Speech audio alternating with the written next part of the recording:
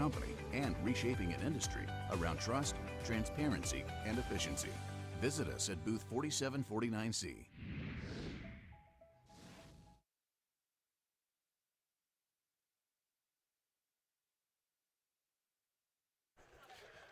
All right, NADA 2020.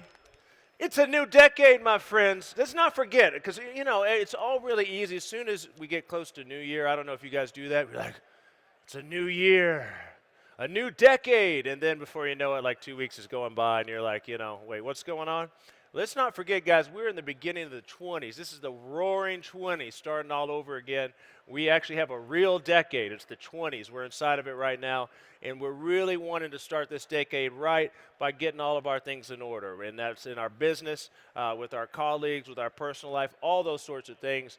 And you know, without success in business, it's kind of hard to put food on the table. So we're going to keep all of that going, keeping people successful, and keeping the vibes going good today. So, hello to everyone back home watching from the internet. Hope you're doing well in your bathrobes while I'm here in my suit. Hope you guys are doing okay. Happy Valentine's Day to everyone. Here's what we have coming up next, and it just reminded me that I need to start changing my usage on my phone a little bit, because we have someone special here from LinkedIn. Anyone out there using LinkedIn? Anyone out there? LinkedIn? Anyone out there you think they should be using LinkedIn more? Because I'm going to put my hand up there.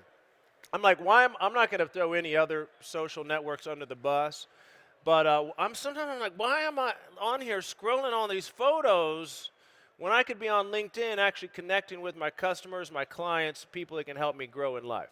So that's a question I've been asking myself, and I need a reminder. Maybe you guys can all use that reminder as well. So let me get out of her way. Without any further ado, this is the person who's going to be telling us about effective use technology on one of the world's most prominent platforms ever to exist. It is LinkedIn, and she is here. Her name is Marielle LaSala. Marielle LaSala. Put your hands together, ladies. Marielle, take it away. Good to have you here. Thank you so much, Madison. You got it. The stage is yours. Take it away. You got it. So Madison and I just connected on LinkedIn. Yes, we did. Reached our professional relationship to another level. Whole nother level. Very excited to share with you today how you can up-level your dealership presence on LinkedIn. So similar to how you can develop your professional presence, you can also help to really drive that commercial and retail vehicle presence on LinkedIn and drive those sales with that dealership page. So what I am sharing with you today is really how you can set up your page most effectively and drive those vehicle sales. Like Madison said, I'm Marielle LaSala, and I focus specifically on the auto vertical at LinkedIn. So really, what sets LinkedIn apart within the auto space? Maybe you haven't heard of us so much as it relates to your dealership presence, but I'm here to tell you what makes LinkedIn so different from some of the other platforms. And really what sets us apart is the trust factor. So how can we claim that we're the #1 most trusted social platform across all networks?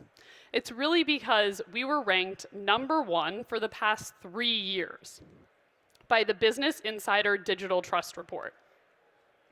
As you can see here, ranked against all the other social networks in categories like community, shareability, legitimacy, and others, we were ranked #1.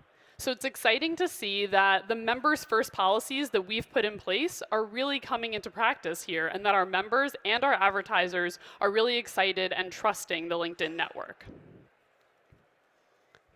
Beyond that, we also have an expansive network on LinkedIn. We have over 660 million members globally.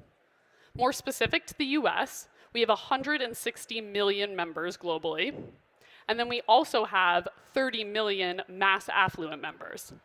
So 30 million mass affluent members. Why does that matter to you as a dealership? Because those people have 100K plus in investable assets. That's money to buy their next car. So we want to make sure that we're targeting those folks that actually have the assets to be able to make their next vehicle purchase, and those people are on LinkedIn every day.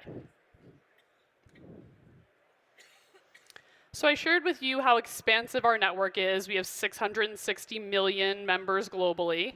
Now let's think about how actively they're actually signing into LinkedIn. If we're thinking about Madison, who maybe needs to amp up his activity on the platform, well, most of our members are a little bit more engaged than that. We actually have seen year over year 100% increase in activity, which is extremely impressive given the fact that we have 9 billion content impressions per week on LinkedIn. So the reason why these content impressions are so important to you, and really this activity within the feed matters, is because that's where your dealership will be communicating with your next potential vehicle buyer. This is where you will want to communicate your valuable messages directly within the feed. So the more activity we have within the feed on LinkedIn, the more chances you have to communicate with those potential vehicle buyers. Another thing that sets LinkedIn apart is really the mindset that these users have when they're thinking about LinkedIn and when they come to LinkedIn versus some of the other social platforms. They are 2 times more intent-driven versus that of Facebook and Twitter. So that means that they're coming to the platform to achieve a specific task, not to kill time while they're standing on a line or doing something else. This intent-driven mindset really guides them to have a greater ad receptivity. They are 1.7 times more likely to interact with an ad versus that of someone that's not in that intent-driven mindset. So the reason why that is so important is that these users are coming to LinkedIn to actually receive information from your dealership and are very engaged within the feed. So they're listening to you when you're putting out messages about the next incentive or the next tax break that they can get on their next vehicle purchase. So now that we've talked about the why behind being on LinkedIn as a dealership and why you might want to think about setting up a page if you haven't already, we're going to talk about the how. So the 3 key steps for setting up a successful LinkedIn presence. First, we're going to talk about your page. I saw a show of hands of how many of you use LinkedIn personally, but if any of you manage dealership pages, can you raise your hand if you manage a dealership page on LinkedIn? Okay, I see a couple. Not as many as maybe I would like, but that's the point of this presentation, is to get that awareness out there and excitement about LinkedIn within the dealership community. The reason why we're focusing so much on the page today is because setting up your page is really where you're communicating with both those commercial and retail vehicle buyers. That's where your potential buyers that could be interested in finding out what makes you different from the dealership down the block are going to be coming to your page to find out that information. So we're starting with an example from Jeep of Melville. And you'll see that this is specifically fulfilled with a background image, a logo, a description, and a link to their website, where you can find out more information about what makes their dealership different. The reason why a completed page is so important is because it actually drives concrete business outcomes that you'll be able to see when you first start setting up your page. So you'll see a 5x lift in page views with a completed page. You'll see an 11x lift in clicks per follower. And you'll see a 7x lift in the average impressions per follower. What I will note is that when you first set up your page, you likely won't have many followers. So it's really important to start considering running ads on LinkedIn so that you can target your commercial vehicle or retail vehicle buyers and make sure that you're communicating with those audiences that matter to you most and that they start gaining traction and understanding that your page is in existence on the LinkedIn platform. So that brings us to the second step, selecting your messaging. Now that you have your page set up, you want to start thinking about what you're actually going to be communicating on the LinkedIn platform. We're going to go through a couple examples from other dealerships who've been following best practices on LinkedIn to ensure their success. Our first example here is from a couple FCA dealerships.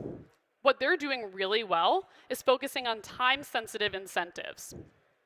What they're using is both tax breaks and also highlighting cash incentives to be able to get that foot traffic into their dealerships before the end of the year. So they ran this in Q4, a key time frame for commercial vehicles, and they made sure that they highlighted those key incentives to their potential commercial vehicle buyers to get them into their dealerships. This next example here is from Mercedes of Manhattan. And what's great about this example is it's showcasing how sharing timely and consistent updates will keep your followers coming back. On the left side, you'll see an example of how they are showcasing the importance of consistent community service. And then on the right side, you'll see an example of how they're showcasing how you can come in to drive their 2019 lineup and the reason why you would want to come to their dealership to be able to actually drive those cars versus just looking at images of them online. This next piece is something that actually works across all verticals on LinkedIn, calling out your audience. It's a really simple way to customize your messaging. It's something that we always recommend as a best practice because it's something that you can do by just changing the intro text of your LinkedIn ad. These two different dealerships that you see here are doing this very well in that they're calling out their audiences directly. On the left side, Mercedes of Manhattan is calling out business owners in New York City. And then on the right side, you'll see an example from the local Cadillac dealership who's calling out GM suppliers. So being able to do this makes the person on the other end feel like this ad is made for them and really encourages them to engage directly within the feed. And lastly, we have an example from the Toyota dealership and then also Land Rover Cary, where they're both showcasing specific offers, one that's for LinkedIn specifically, and then another that's just driving a highlight of the different offers that they are showing on their website to really gain that consumer interest and drive them to the dealership site so that they can click through and really understand what else these sites have to offer. So it's driving that dealership traffic by highlighting those really important incentives for their buyers.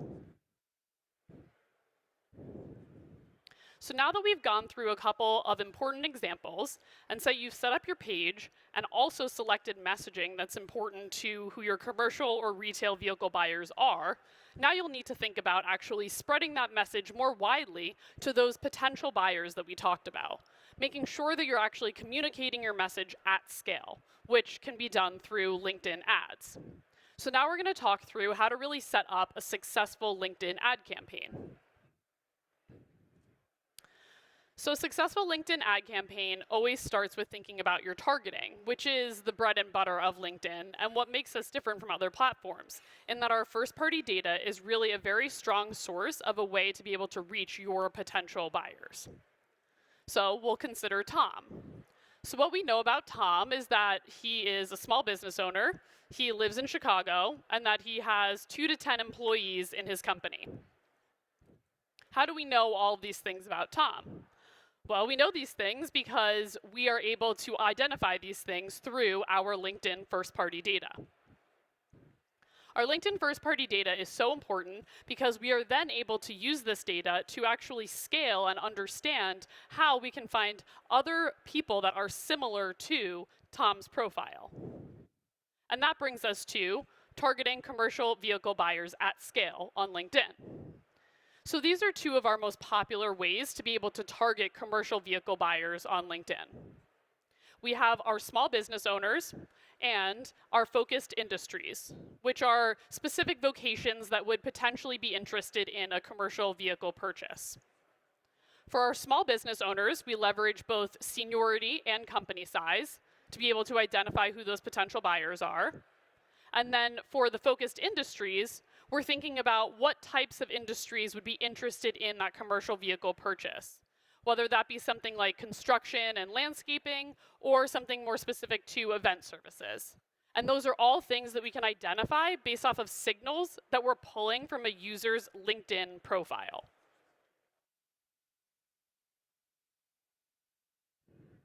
Now, switching gears, we'll think about how we can target for the retail vehicle sector, and how LinkedIn is still a place that has a large variety of mass affluent folks that I had highlighted earlier in the presentation. So these are people that have the buying power to be able to purchase their next vehicle, and you want to be communicating with them in the communities surrounding your dealerships.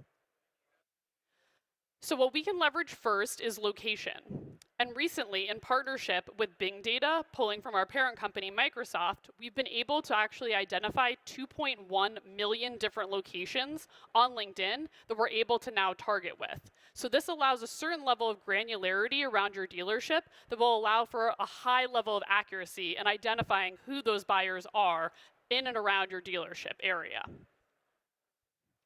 And then we'll be able to layer on another layer that will allow us to understand whether or not they actually have the ability to make that purchase, which would be specific to their affluence, which we can identify based off of seniority data on LinkedIn. So when we say that somebody is, for example, a director level plus on LinkedIn, and they work at a certain company size, like 200 plus employees, we know that they are making a hefty enough salary that they're able to make a purchase of a specific type of vehicle dependent on the cost of that vehicle. So you can advertise for the types of vehicles at your dealership that you know would fall within the salary bands of people that have these specific roles at these companies, and then ensure that you're targeting the right geographies with those 2 million plus different geographies that we can narrow in on based off of these new data facets that we've identified. So now that we've gone through the most basic levels of our first-party data targeting, we'll think about up-leveling that and think about the other ways that we can leverage both the data that you have as a dealership mixed with the first-party data that we have on the LinkedIn side to create more advanced targeting strategies to help make sure that you're supporting your dealership presence. Starting with the first pillar, we have website retargeting. So that we'll be able to identify based off of the folks that have come to your website previously. That's simply taking the folks that are coming to your site and retargeting them on LinkedIn. Then the next column is being able to identify contacts that perhaps you have a CRM shopper list of those that have previously purchased your vehicle or who you've identified to look similar to people that you think would purchase vehicles that you have at your dealership. We can target those lists of people based off of their email on LinkedIn. And then lastly, and most exciting, I think, is our lookalike targeting. So this is our ability to take what I just mentioned, so the website retargeting and then also the shopper lists, and be able to actually mesh that with our LinkedIn data to create a broader segment and understanding of people that are similar to the people that you've already identified are your current buyers. And this is great because this helps to really expand the reach of who you have already identified to be very valuable people to your dealership and are what you think are your potential buyers. And this is using LinkedIn's first-party data, which is different from that of other social platforms in that we are identifying them based off of industry, company, role, and other things that we're pulling from their LinkedIn profile. So it's very accurate first-party B2B data. Speaking of expanding your presence, we also do have our LinkedIn Audience Network. This is a network of 200 plus partner sites. And as I mentioned before, trust is really a very important pillar for LinkedIn. It's something that we think about a lot when we are developing any ad solutions and always our member first policy. So when we're doing that, we want to make sure that our partner sites are falling within the same trustworthy network that we have thought of when we built LinkedIn. So we have sites like Business Insider, Fox News, etc., that are all falling within the same brand safe environment that we would consider LinkedIn as well. But what we're able to do is use our LinkedIn data that we're targeting specifically on the LinkedIn platform and now expand this beyond that to a variety of other network sites that we have on the LinkedIn Audience Network. This is another great way to expand your reach, but within the specific targets that you've already selected and the folks that are already falling within the DMAs that are surrounding your dealerships. Coming to the end of our targeting section, we'll review a few best practices. So you want to make sure that your buyer personas are clear and well-defined. When launching, you want to start broad and then narrow down the demographics. You want to make sure that you're starting with at least about 50,000 people. This can be difficult when you're doing a very small DMA around your dealership, but it is a good benchmark to think about when you're creating your targets. Of course, try the LinkedIn Audience Network that I just mentioned, thinking about being able to expand your reach. And then lastly, always A/B test, making sure that you're testing both creative and targets to see what's most successful on the LinkedIn platform. So now that you've thought about your targeting, the next piece is identifying what ads work best on LinkedIn. And the way that we think about ads on LinkedIn is really an objective-based strategy. So you want to understand what your marketing objective is before you start thinking about what ads are going to work best. As I go through our 3 different ad types, I'm going to talk about what awareness or lead generation KPI matches up with each of these ad types. First, we have our single ad image. Then we have our native sponsored video. And lastly, we have our message ad. So diving in more specifically here to our single image ad, this is really a very efficient ad unit and something that we consider the bread and butter of our LinkedIn platform. It shows up directly within the feed and can be used really across the funnel in terms of objectives. It can reach a brand awareness objective all the way down to driving lead generation. And I would recommend using this for your first campaign because it can be lifted off of a display ad campaign that you're already running or something you're running on Facebook. It's a very easy lift to be able to put directly onto LinkedIn quickly.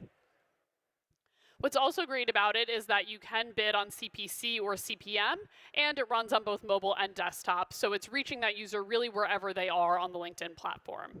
And then lastly here are a few auto benchmarks that you can take a look at so you can understand what that engagement looks like.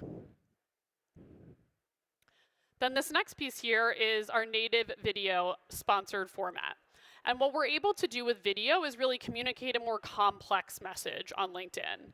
This I would recommend for more top to mid funnel objectives, probably not lower funnel lead generation.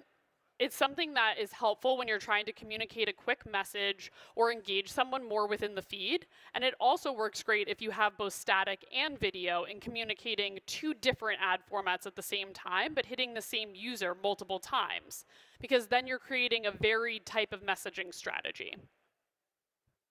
It also runs on both mobile and desktop, and it can be bought on a CPC or CPM basis, or CPV as well.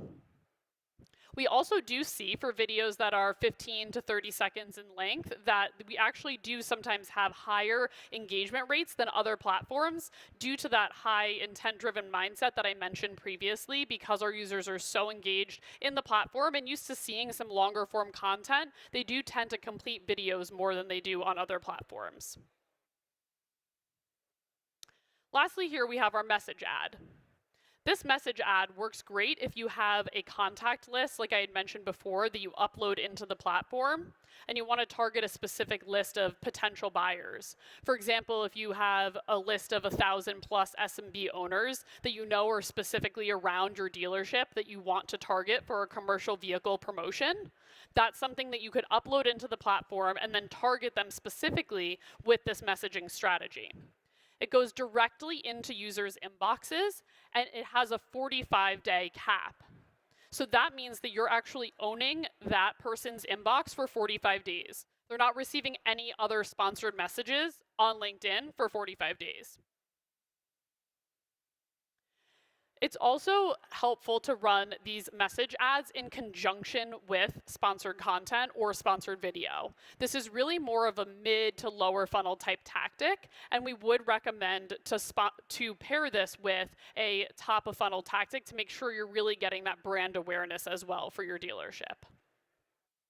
And you have the flexibility to adjust the content and really create whatever you'd like in terms of the text that's within that message. And so it's a customized message to that specific list of folks where they feel like they're receiving not just a branded play from your dealership and more of a customized piece as well. These are our LinkedIn lead gen forms, and they actually partner very well with the past 3 ads that I just had explained to you. So these lead forms actually pull in our LinkedIn first-party data, and they're able to autofill directly within the feed, and then you can just submit your information.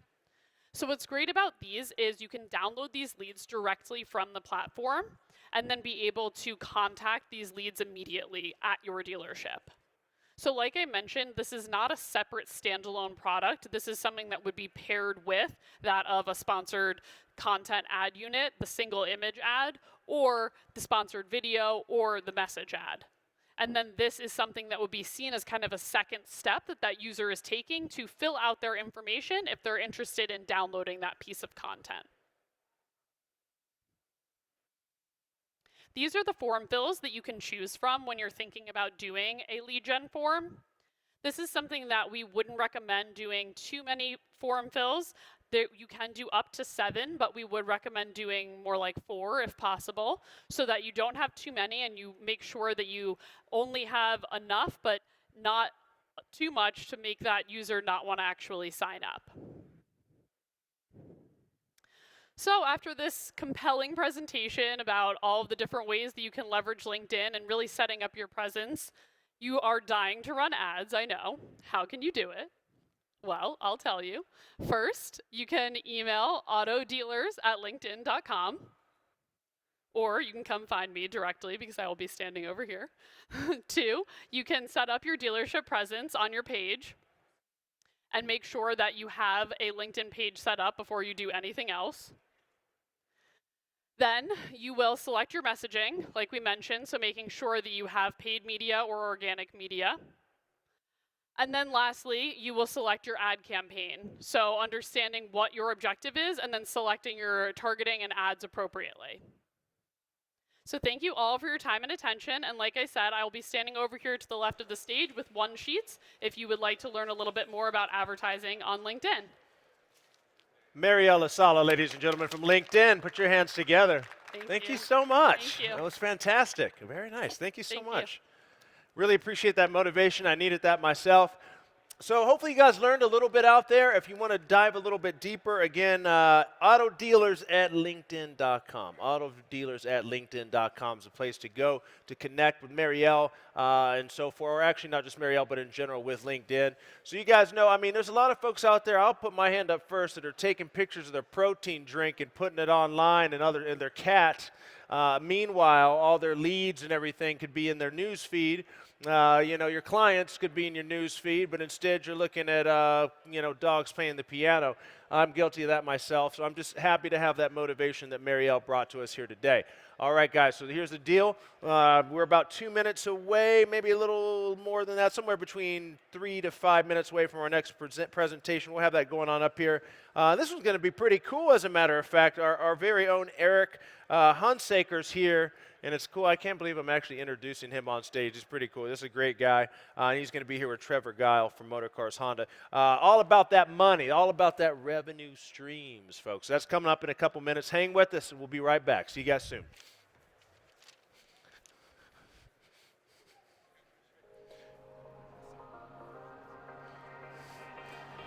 Oh, shoot.